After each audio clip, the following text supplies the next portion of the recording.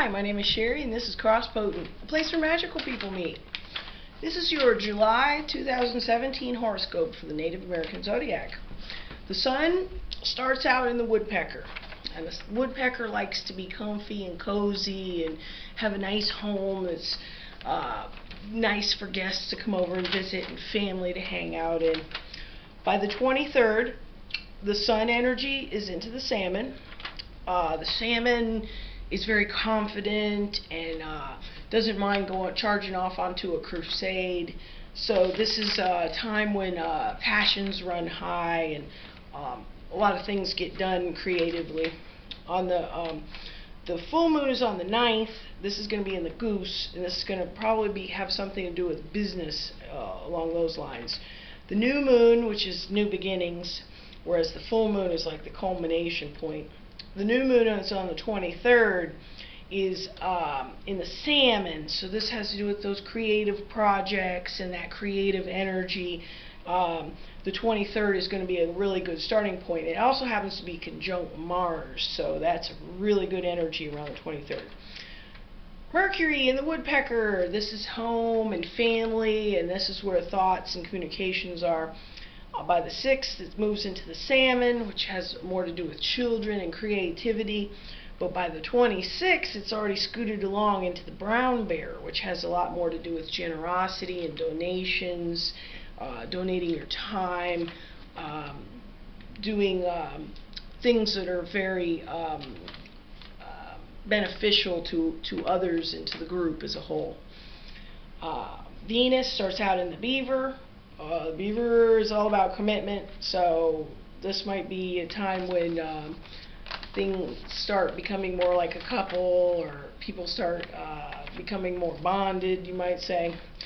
By the 6th, by the 5th, the Venus energy is into the deer, which is a lot more talkative, so be careful you don't tell secrets, be careful you don't divulge confidential stuff, you might be a little too talkative.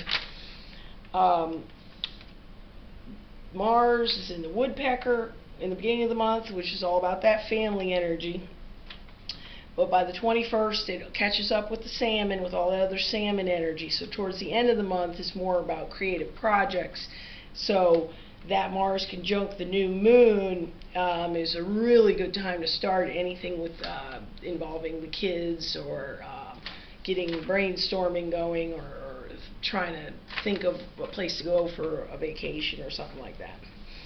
Jupiter in the crow. We love the charming crow.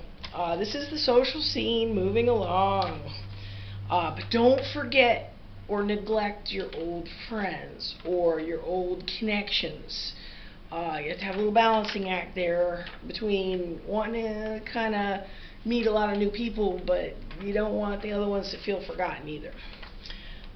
Saturn in the owl is retrograde, so this might be a time, the owl loves foreign cultures and foreign stuff, so maybe learning a few words in a foreign language, learning customs, or something about a foreign culture or a foreign religion or something. Uranus is in the hawk. This is also the falcon.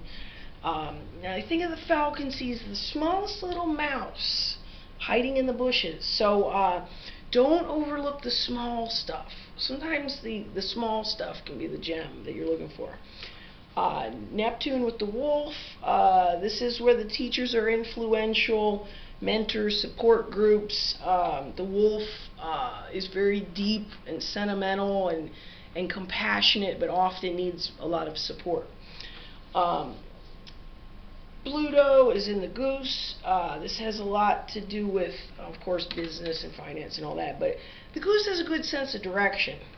So this is also a good energy for making a plan and really trying to figure out how to accomplish your goals via a strategic step 1, 2, 3, you know. A lot of good aspects this month.